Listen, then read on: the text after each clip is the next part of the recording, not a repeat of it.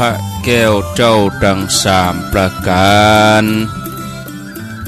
อันมีพระพุทธพระธรรมพระสงฆ์กุลพ่อกุลแม่กุลครูบาอาจารย์กุลศีลธรรมกรรมฐานจงมาปกห่มรักษาครูบาอาจารย์พระเจ้าพระสงฆ์ทุกรูปปกห่มรักษาป่อออกแม่ออกศรัทธาตั้นสาธุชนคนดีผู้สนใจใฝ่ในธรรมทุกท่านขอถวายความเคารพแสดงความนับถือพระมหาเถระพระเถรานุเถระเจ้าคณะพระสังฆาธิการครูบาอาจารย์เจ้าที่เปิดวิทยุฟังอยู่ที่วัดที่ว่าเวลานี้ขอความสุขความเจริญจงได้บังเกิดแก่ญาติโยมตั้นสาธุชนคนดีป่ออุ้ยแม่อุ้ยนักศีลนักบุญเท่าแก่น้อยใจยิ่งต่างหลายทุกท่านได้เวลาแล้วเนอได้เวลาแล้วตึงเวลาแล้วได้เวลาสำหรับการรับฟังธรรมะอันเป็นสาระประโยชน์ต่างด้านพระพุทธศาสนาแนมธรรมคำสอนขององค์สมเด็จพระชินวรสัมมาสัมพุทธเจ้าได้มาปะมาพบมามาเล่าสู่บรรดาพ่อแม่พี่น้องป่อออกแม่ออกศรัทธาตั้นสาธุชนคนดีทั้งหลายแล้วไผที่ยังบ่ลุกเตื้อกะเกียมตัวลุกมาได้แล้วเน้อเกียมตัวลุกมาได้แล้วญาติโยมท่านทั้งหลายหลับลุกเจ้ากินพักตั้งปลายหลับลุกขวายกินพักตั้งเก้าลุกเจ้าได้หลายลุกขวายได้น้อยหลับลุกเจ้าเป็นเจ้าทั้งหลายหลับลุกขวายปาเฮือลูกหลานเป็นหนี้เป็นข้าเน้อตื่นมาเหี่ยเน้อลุกมาเหี่ยเน้อลุกเน้อลุกเน้อลุกตื่นตื่นได้แล้วลุกได้แล้วญาติโยมท่านทั้งหลายลุกเจ้าตื่นตัวเจ้าบัวกาบหันเยื่องนาพังพร้อมลุกขวายบอตันหนตางกีดก้อมก้าตัวบ่ต้อมปุ่นอายจุงเก่งเข้าไว้อย่าไปเฮือขวายต่อหน้าสบายจำไว้เน้อเจ้าจำไว้เน้อเจ้าอรุณสวัสดิ์ธรรมะสวัสดีสวัสดียามเจ้าศรัทธาญาติโยมท่านผู้ฟังทั้งหลายยินดีต้อนรับเข้าสู่รุ่งอรุณวันใหม่ปะกันเจ้านี้เป็นเจ้าของวันพัดวันพฤหัสบดี4 เมษายนพุทธศักราช2567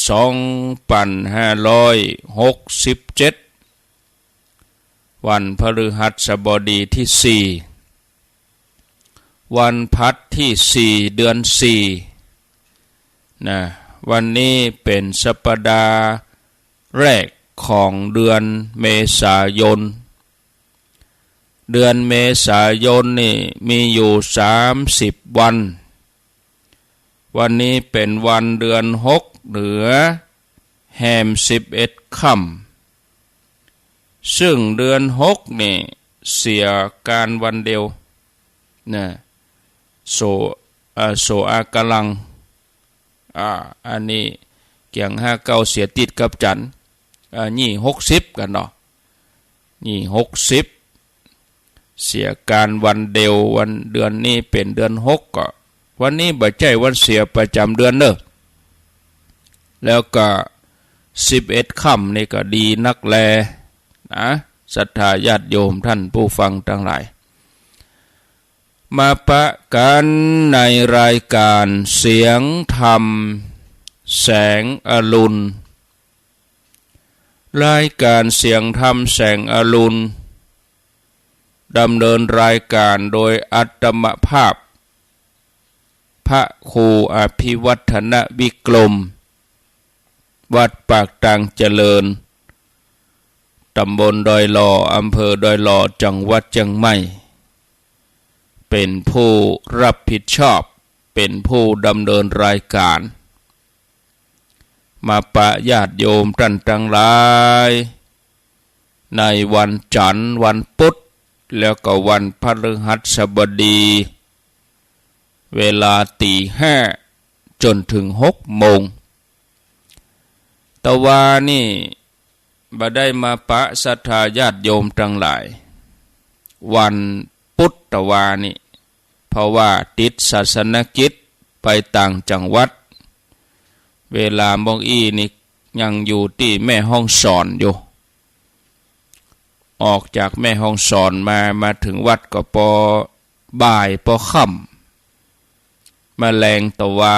ก็บ่ได้เข้ารายการบ่าย3:00เพราะว่าไปถึง2-3 ตนท่านพระครูสุเมธธรรมเสวีท่านก็เดินทางไปด้วยกันพุ่นน่ะก็เลยบ่ได้เข้ารายการสักกรรมตะวาต้องขออภัยแล้วก็ต้องขอบคุณพระเจ้าพระสงฆ์ครูบาอาจารย์ที่ได้ทำหน้าที่แทนสลับซับเปลี่ยนกันบ่าว่าตุลุงยองบ่าว่าท่านสมชาติหรือว่าครูบาอาจารย์แต่ละรูปแต่ละตนที่สลับซับเปลี่ยนกันตนนั้นบ่ได้อยู่ก็ตนนั้นแทนบางฮือศรัทธาญาติโยมได้ง่อมได้เหงาก็ต้องขออนุโมทนาด้วยที่สำคัญที่สุดก็คือสถานีวิทยุคลื่นต่างๆที่เปิ่นได้รับสัญญาณนำรายการนี้ไปสู่ผู้ฟังต่างบ้านบ่าว่าไกลว่าใกล้ได้รับฟังกันได้เจ้ามาก็ได้ยินค่ำมาก็ได้ยินก็ขออนุโมทนาเป็นอย่างยิ่งยินดีเจ้าของสถานีผู้อำนวยการดีเจเจ้าหน้าที่มาปะกันแล้วบังเอิญได้ขาดแคลวเสียเวลานำเสนอสาระธรรมะแล้วก็มาเล่านิทานให้ญาติโยมทั้งหลายได้ฟังวันนี้ก็จะอยู่กันไปถึงเวลา6:00ตรง6:00ก็อาตมาก็จะต้องเดินทางออกวัดไปละวันนี้ก็มีกิจกรรมวันค่ำเปิ่นมีเทศ4 ภาคโดยกองทุนเล่าเรียนหลวงคณะสงฆ์ภาค7คณะสงฆ์หนเหนือภาค7ก็มีเชียงใหม่ละปูนแม่ห้องสอน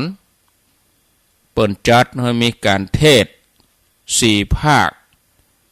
วันนี้ที่หอประชุมแสดงสินค้านานาชาติที่ในเมืองเชียงใหม่วันค่ำวันนี้ก็ญาติโยมอยู่ตั้งในหัวในเวียง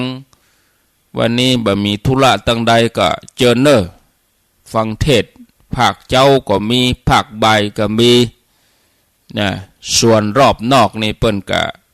จะมีคนที่เดินทางไปตำบลละ20 คนหน่วยอบรมประชาชนประจำตำบลก็เดินทางไปตำบลละ20 คนนะญาติโยมท่านทั้งหลาย กับวันนี้คนก็ประมาณ 3-4 พันเปิ่นกะประมาณว่า 4,000 คนถึง 5,000 ไปร่วมฟังเทศกันก็ขอเจริญพรเด้อเจิญจวนเรื่องอาหารการกินเรื่องน้ำนี่สะดวกสบายครูบาอาจารย์เปิ่นบริการแต่ละโรงทานนะก็ขอเชิญชวนญาติโยมท่านสาธุชนทุกคนไปร่วมฟังเทศหมู่เฮาทั้งหลายที่บ่ได้ร่วมไปบ่ได้ร่วมเดินทางกับฟังทางออนไลน์จะมีการถ่ายทอดตั้งแต่เวลา 7 โมงต่อจากรายการตุลุงดอยถ่ายทอดตั้งแต่ 7 โมงเป็นต้นไปก็เชิญติดตามรับฟังได้ทางสถานีวิทยุในเครือข่ายนี้นะเฉพาะออนไลน์ญาติโยมทั้งหลายจะไปเข้าใจว่าโอ้ท่านพระครูอาจารย์ว่าเปิ้นถ่ายทอดออกวิทยุเฮาเนี่ยอย่างบ่ได้ยินเวลา 7 โมงไปเนี่ยเป็นเวลาปกติของแต่ละสถานีบ่ใช่ว่าเฮาจะต้องได้ยินธรรมะเฮียตลอดทุกช่วงเพราะเฮาบ่ใช่เป็นเจ้าของสถานีเนาะที่เปิ้นเอาเวลาให้เฮาก็คือเฉพาะเมื่อเจ้าเหียเมื่อตอนเหียแม่ค่ำเหียกะเวลาอื่นๆนั่นมันเป็นเวลาปกติของเปิ้นบางท่านนี่โทรมาบอกโทรมากล่าวโอ้ท่านพระครูว่าถ่ายทอดยังบ่ได้ยินโหไปใจใหญ่เฉพาะระบบออนไลน์อย่างเป็นออนไลน์ก็คือเฉพาะระบบอินเทอร์เน็ตต่ออันนะอันนี้ก็ติดตามฟังกันท่านผู้ฟังญาติโยมทั้งหลายบางท่านตื่นขึ้นมาเมื่อเจ้าก็สวดมนต์สาธยายแล้วก็บทเพลงธรรมะที่อาตมาเปิดให้ฟังเกริ่นนำรายการตะกี้ถ้าเฮาพิจารณาให้ดีเฮาก็จะพบว่าชีวิตนี้เนี่ยมันเต็มไปด้วยความทุกข์เนาะเมื่อถือกำเนิดเกิดขึ้นมาเฮาก็จะต้องเกียมตัวแก่เกียมตัวที่จะเฒ่านะในที่สุดเฮาก็ต้องเกียมตัวที่จะพลัดพรากจากโลกนี้เพราะสิ่งเหล่านี้เนี่ยมันเป็นสิ่งที่จะต้องเกิดขึ้นกับเฮาแน่นอนแล้วเป็นสิ่งที่จะต้องเกิดขึ้นกับทุกชีวิตสิ่งมีชีวิตบนโลกนี้นะนอกจากความทุกข์ที่เกิดจากการเกิดแก่เจ็บตายก็ยังมีความทุกข์อย่างอื่นแถมหลายอย่างที่เข้ามาในชีวิตบ่ว่าจะเป็นความทุกข์ที่ประสบกับสิ่งที่บ่ฮักเนาะประสบกับสิ่งที่ฮักประสบกับสิ่งที่บ่ฮักความทุกข์ที่เกิดจากการพลัดพรากจากของที่ฮักจากสิ่งที่ฮักนะปรารถนาสิ่งใดบ่ได้สิ่งนั้นก็เป็นทุกข์นะญาติโยมทีนี้เฮาจะมีวิธีอย่างใดเฮาก็ต้องพิจารณาให้ลึกซึ้งพิจารณาลึกซึ้งเพื่อจะมีแผนในการดำเนินชีวิตที่ดีถ้าเฮาพิจารณาให้ลึกซึ้งก็จะช่วยให้เฮาเข้าใจชีวิตของเฮานักขึ้นเฮาจะรู้จักวางจิตวางใจในการดำเนินชีวิตถ้าเฮาพิจารณาบทสวดมนต์บางบทเปิ้นอู้ถึงทุก12อาการนะเฮาจะพบว่าความทุกข์ส่วนใหญ่นี่เป็นความทุกข์ทางใจความทุกข์ทางกายอย่างแก่เจ็บตายที่เหลือเนี่ยมันเป็นความทุกข์ทางใจความโศกเศร้าความลำไรลำพันธ์ความบ่สบายกายความบ่สบายใจความคับแค้นใจเนาะเนี่ยความประสบกับสิ่งที่บ่เป็นที่ฮักเหล่านี้ล้วนแล้วแต่เป็นความทุกข์ทางใจทั้งนั้น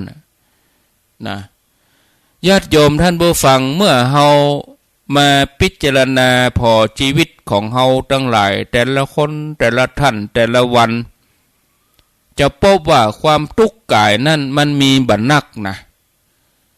มันก็จะทุกข์กับการหิวเหียนี่เนาะทุกข์กับการเจ็บการปวดโรคภัยไข้เจ็บทุกข์จากความร้อนทุกข์จากความหนาวเนี่ยญาติโยมถึงยังอันเฮาก็ยังรู้สึกว่าโอ้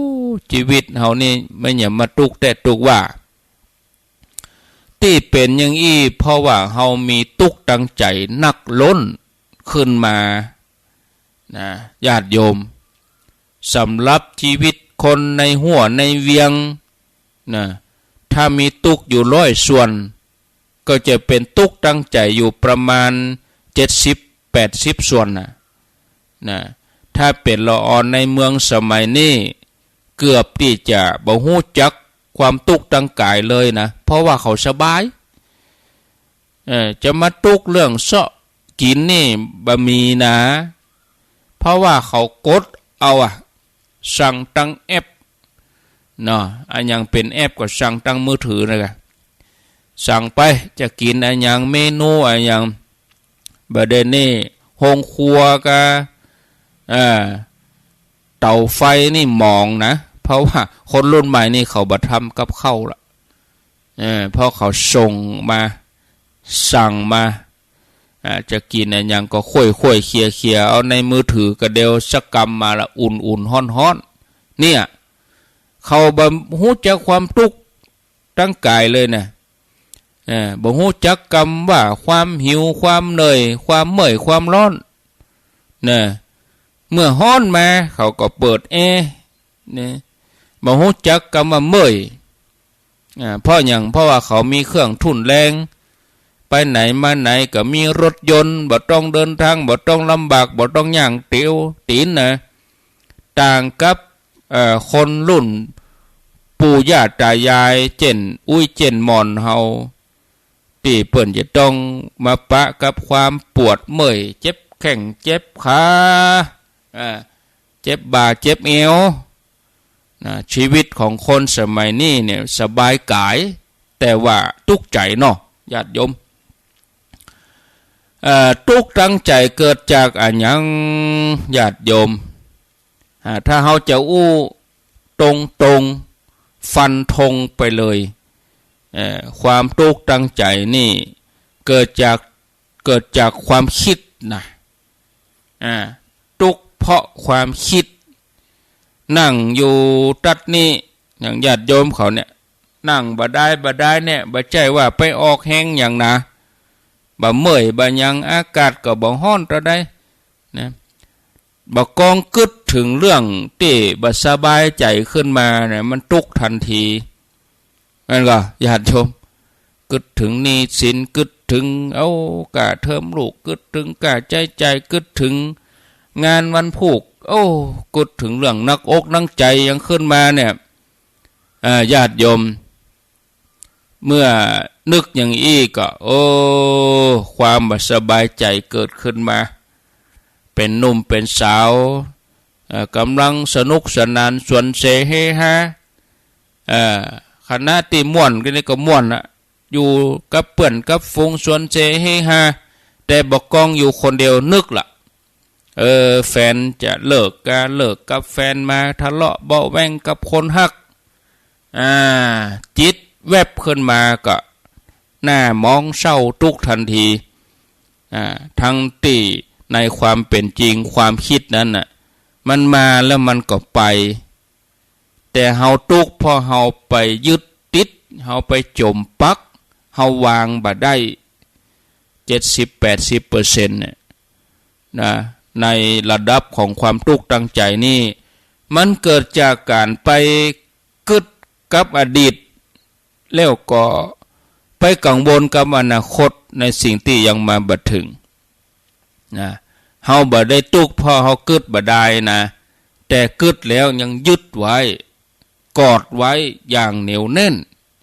นะถ้าเฮาวางญาติโยมเฮาก็วางอดีตได้ถ้าเฮาวางเฮาก็วางอนาคตได้ใจเฮาก็สบายนะศรัทธาญาติโยม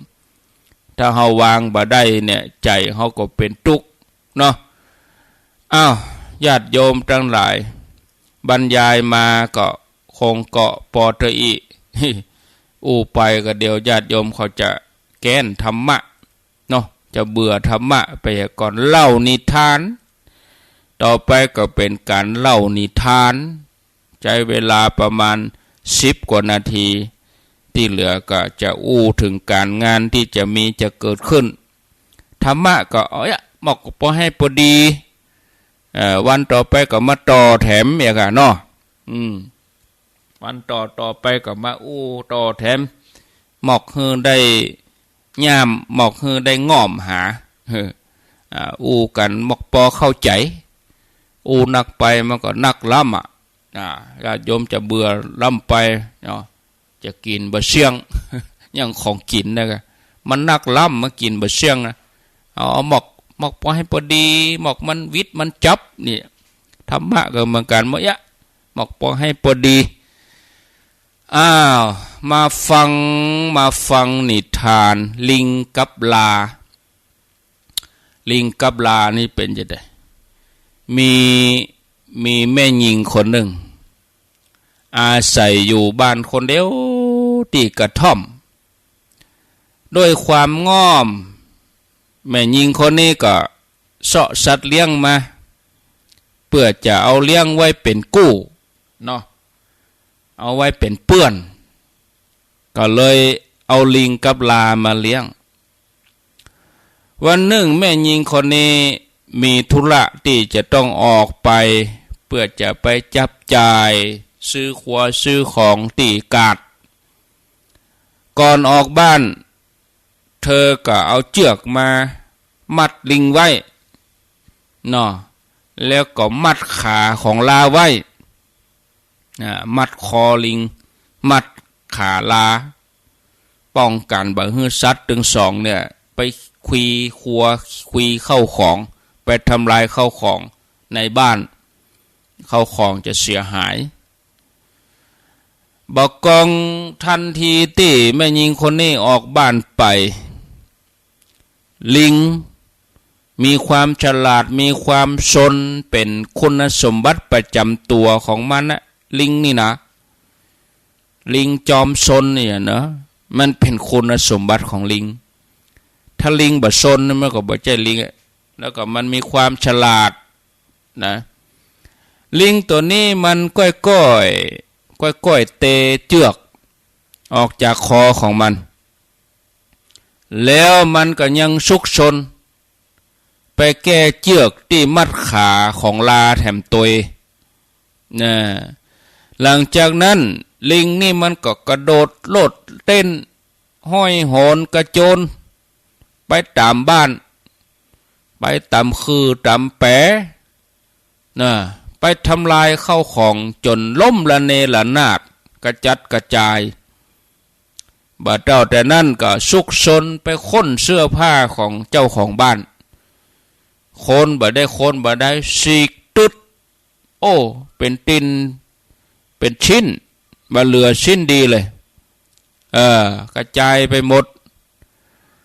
ขณะที่ลานี่ก็ยืนเฉยๆยืนบ่ได้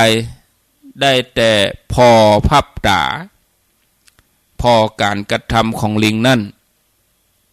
สักบืดจัดเมินเหมือนกันนะ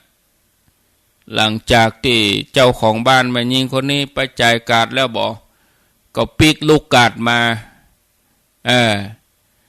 ลิงก็พอไปตั้งหน้าต่างพอไปออกนอกป่องพุ่นไปตั้งป่องตั้งหน้าต่างหันใส่เจ้าของบ้านกำลังเตียวมาเนาะลิงตัวนี้ก็ได้ความฉลาดมันก็เอาเชือกเส้นเก่ามามัดคอเหมือนเก่าแล้วก็แต่งนั่งสงบนะฝ่ายแม่หญิงเจ้าของบ้านเมื่อเปิดประตูบ้านเข้ามาปอดเท่ากับนี่อารมณ์ขึ้นกะโทสะขึ้นกะเพราะว่าเข้าของกระจุยกระจายเข้าของนั่นล่มละเนระนาดหมดเจ้าของบ้านก็ไปพอลิงพอลาเพื่อจะ เสาะหาผู้กระทำความผิดเสาะหาจำเลยไผเป็นคนก่อเรื่องแล้วก็มาหันว่าลานี่บ่มีเจือกมัดดังเก่าแต่ว่าลิงนี่มีเจือกมัดอยู่ตัวเจ้าของบ้านก็นึกคิดเอาคนเดียวว่าลาตัวเนี้ยตัวปัญหาทำให้บ้านเกิดความเสียหายเนี่ยปอกับกองขยะโฮงเก็บขยะโทสะเกิดขึ้นบัดดันพิจารณาก็เปียวดุ้นหลัวมาบุบลาอย่างรุนแรงลาหน้าสงสารหน้าอินดูได้กระส่งเสียงด้วยความเจ็บปวดในที่สุดก็สิ้นใจถ่ายบ่สามารถเนี่ยอันยังได้เลยเนี่ยเป็นที่มาของคำว่าลาโง่กันแต่ที่ลิงแก้แล้วก็จะเตียวหนีไปหาบ่ไปไหนอยู่หันยืนหันที่เก่าเลยโดนใส่โทษ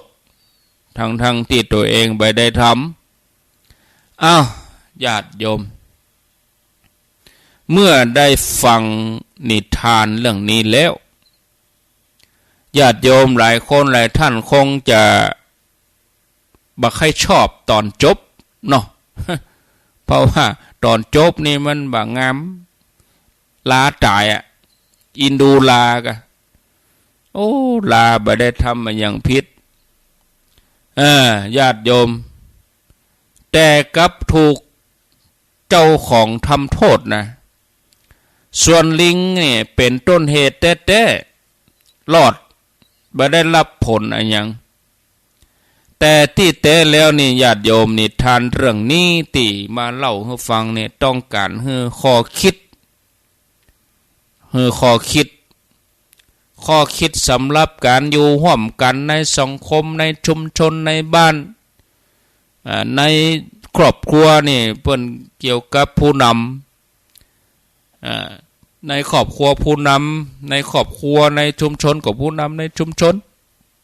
ในองค์กรกับผู้นำในองค์กรเนี่ยได้ข้อคิดจะดีนะจี้ฮือหันถึงความเป็นผู้นำที่บ่พิจารณาฮือทองแท้ของเจ้าของบ้านนี่นะเชื่อเพียงสิ่งที่ตัวเก่าหันนะแล้วก็ด่วนตัดสินใจลงโทษ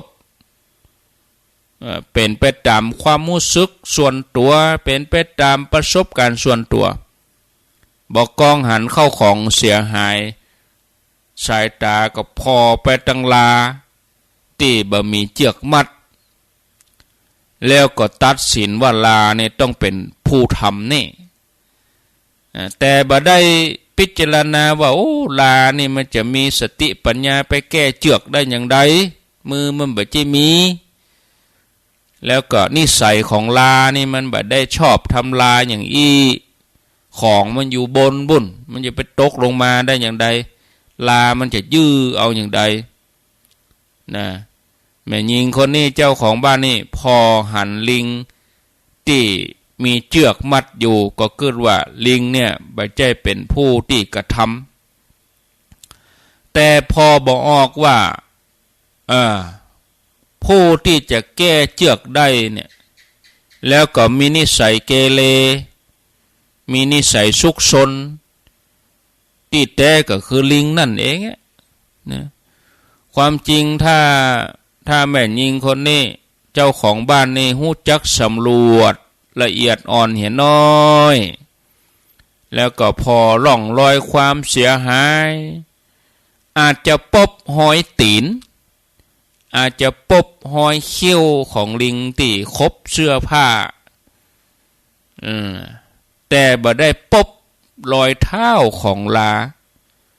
เพราะลานี่บ่ได้เตียวไปไหนดูเนาะนิทานเรื่องนี้ก็สอนให้รู้ว่าเหตุที่หน่วยงานองค์กรเขาจะต้องมาอิดมาเหนื่อยมา ลำบากถึงวันนี้เพราะว่าการบ่ได้พิจารณาฮื้อทองแท้ของผู้นำองค์กรผู้นำองค์กรนั่นผู้นำชุมชนนี่ญาติโยมถ้าอยู่ในครอบครัวก็คือพ่อแม่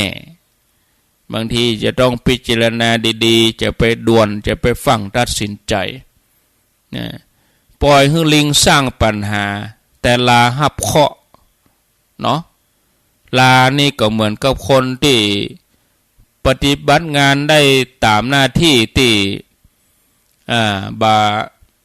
มีปากมีเสียงนะอย่างใดก็ตรงไปตรงมาเป็นคนซื่อสัตย์ซื่อตรงแบบมีเล่ห์เหลี่ยมลานี่ส่วนลิงนี่ก็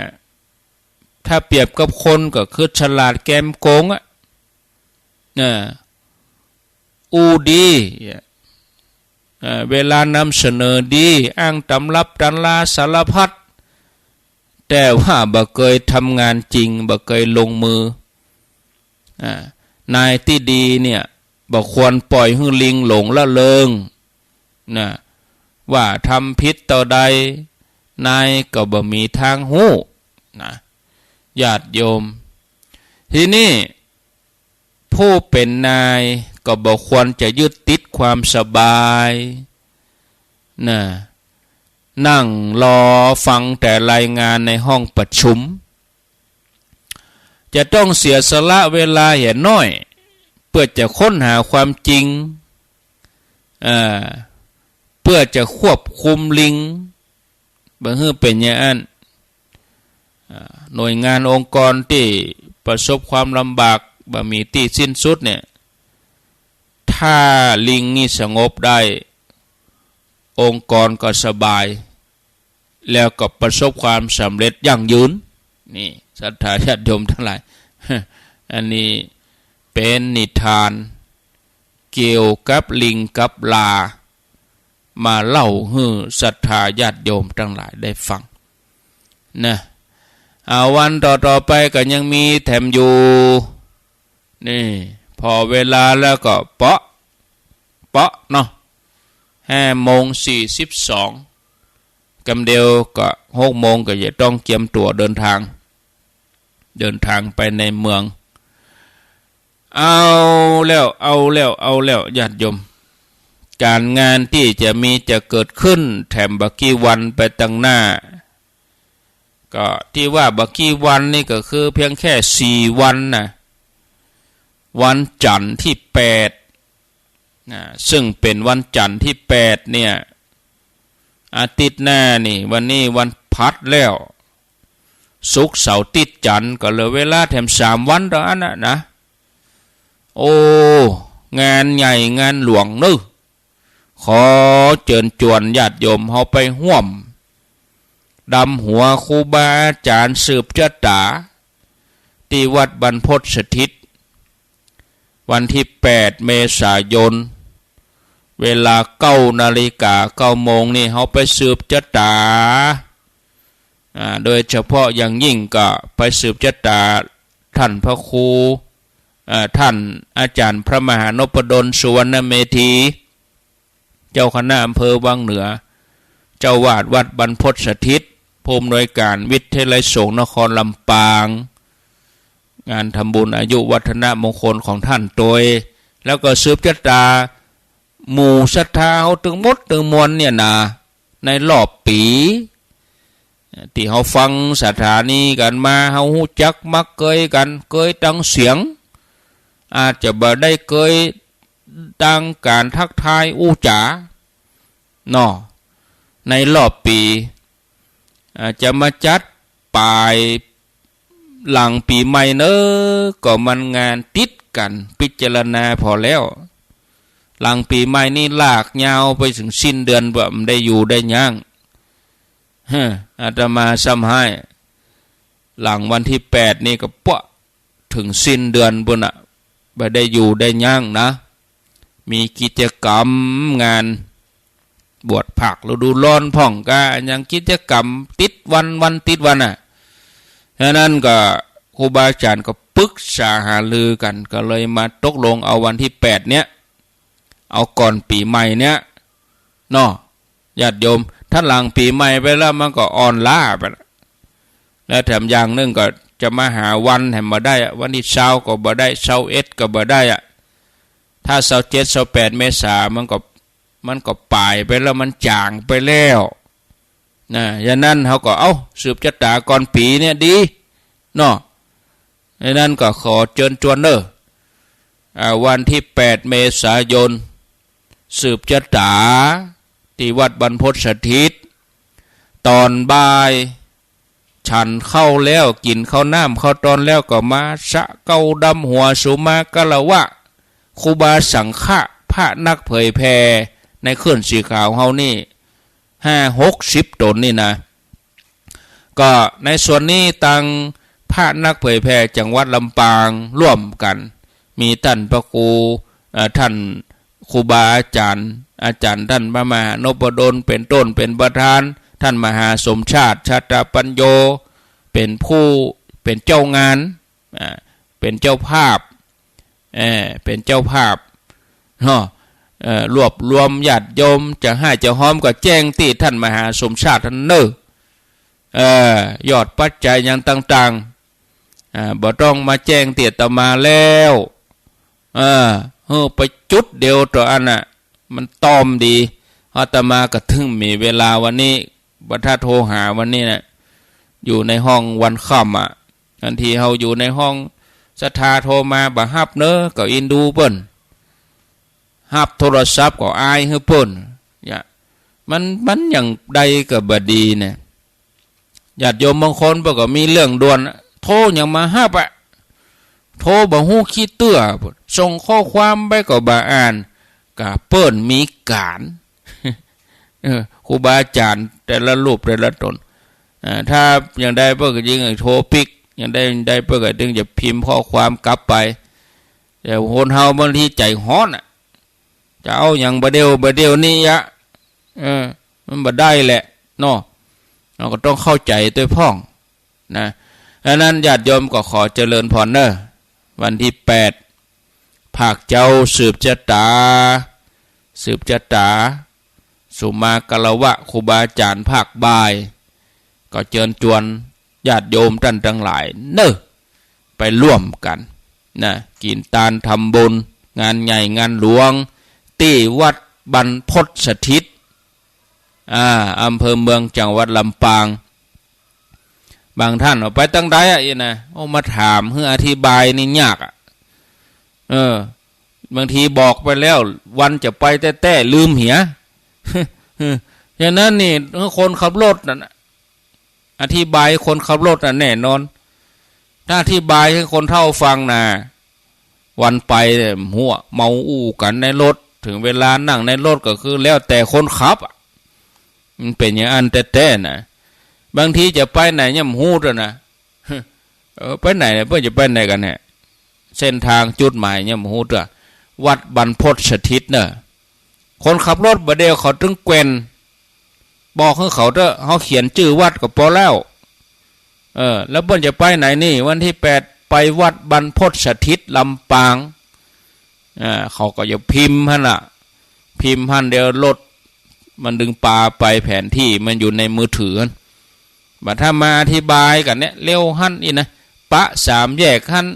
เร็วหั่นนี่นะโอ้ว่าอย่างอีในวันพูกก็ลืมศรัทธาเขานะลืมแต่คนพื้นที่นี่เปิ้นคุ้นเคยเปิ้นบ่ลืมอย่างหมู่เฮาต่างถิ่นนี่เฮาถึงลืมศรัทธาญาติโยมท่านทั้งหลายพอสมควรแก่เวลาแล้วแถมงานนึงก็วันที่20นี่ที่วัดฝ่ายหินนะศรัทธาญาติโยมเนอะวัดฝ่ายหินเปิ้นมีงานวันที่20เมษาวัดฝ่ายหินงานนั้นพุทธาภิเษกงานพิธีพุทธาภิเษกเบิกเนตรวัดฝ่ายหินในวันที่20เมษายนเวลา 19 นาฬิกา อันนี้ญาติโยมอยู่ทางในหัวในเวียงอยู่ในเมืองเชียงใหม่ใกล้หันใครจะไปนอนก็ได้อันนี้ครูบาอาจารย์ก็หลายตนเนอะในเคลื่อนสีขาวเขานี่ก็ไปหมดไปช่วยกันเนอะงานทำบุญอบรมสมโภชพระประธานอุโบสถพระพุทธรูปต่างๆที่ศรัทธาเขามาตานมาถวายแล้วก็งานนี้เปิ่นมีการทำวัตถุมงคลขึ้นมาของครูบาโสภาแล้วก็งานส่งน้ำหูปเหมือนครูบาโสภาสถูปบรรจุอัฐิธาตุครูบาโสภาครูบาโสภานี่เปิ้นเป็นสังฆราชแห่งล้านนาเฮานะสมัยรัชกาลที่5เป็นเจ้าคณะจังหวัดเชียงใหม่รูปที่1นะเจ้าคณะจังหวัดเชียงใหม่รูปที่1นะหรือว่าพระอภัยสารทะสังฆปาโมกเนี่ยเป็นเจ้าคณะจังหวัดเชียงใหม่รูปที่1อยู่ตรงเมืองล้านนาเฮานี่ก็เปิ้นจะแปลงวัตถุมงคลขึ้นมา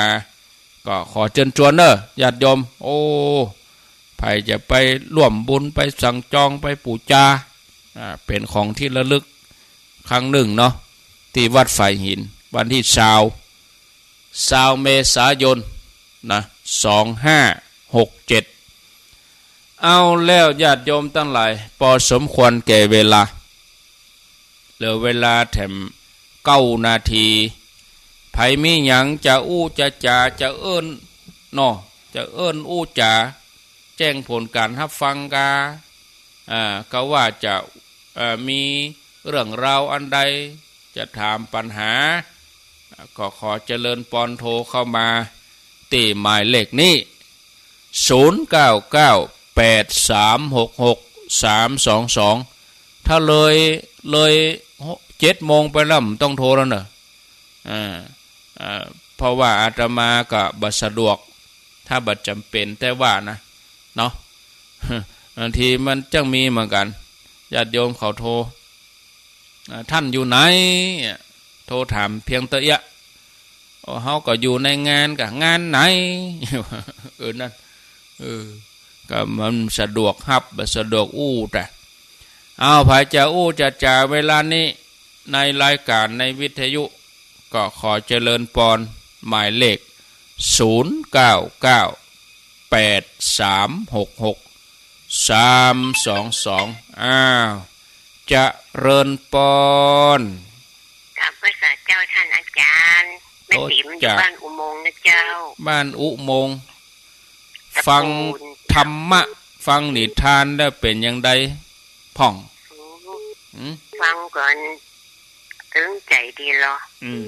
ลิงอันอย่างก็ลิงนี่คนเมืองห้องว่าอย่างก็บอกแมงอีวอกฟังแล้วก่อนนี่ใจดีเจ้าถึงใจดีเจ้าโมทนา0998366322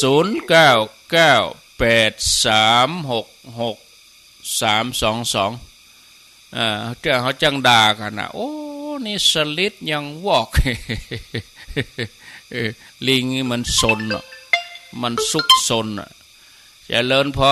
รเจ้าไวสาเจ้าท่านว่าจะได้ปาสีดาลุงอันนี้เสียงบ่สบายเน้อเจ้าเดี๋ยวขอท่านเอาอันเทปก็ใส่แตนกันเน้อเจ้าของตุลุงบ่สะดวกเนาะเจ้ามันก็อากาศด้วยยังด้วยเนี่ยกะเจ้าไว้ซาเจ้าขอรบกวนท่านหน่อยเน้อเจ้าขอบคุณรายการต่อไปกับหลวงปู่ดอยหลวงปู่ดอยเปิ้นบ่สะดวกก็เดี๋ยวอาตมาจะเอาเทปใส่เทปธรรมะใส่เจริญพรเอาสาภาษาโอ้จากที่ไหนแม่นวลกะเจ้าแม่นวลเห็นชัดเจนดีนะเจ้าขอบคุณเด้อเจ้าขอบคุณเด้อฟังตลอดนะเจ้าสาธุ โมทนาฝ่ายหินชัดเจนดี0998366322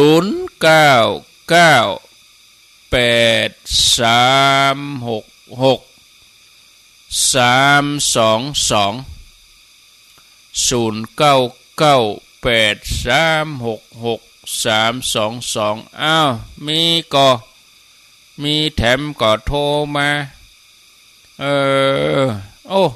มาหาสมศาสตร์จะตันวันนี้มันตันแล้วก็แจ้งบอกมันตันแล้วเนาะเอาเทปใส่ไปเจริญพรเจ้าสาธุเจ้าท่านโทรจากที่ไหนแม่ปานีเจ้าแม่ปานีอ๋อแม่ปานีหนองแต้นน่ะเจ้าแม่ปานีเนาะ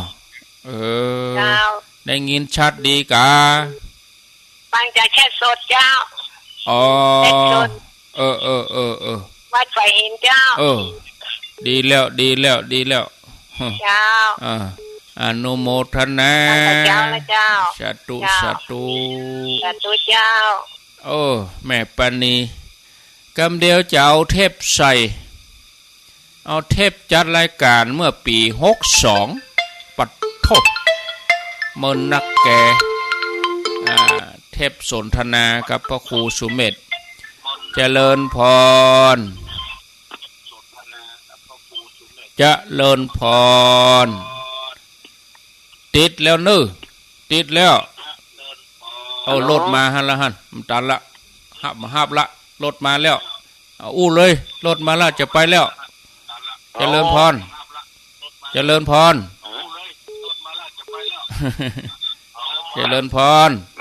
จบข่าวฟังเทปรถมาละจะมาจะเดี๋ยวเสียเวลาเปิ้นเอาลาตัวอีกก่อนรอจังหวัดเชียงใหม่เจิญครับวัดโดยรอบน้องอันนาเนาะขออภัยพย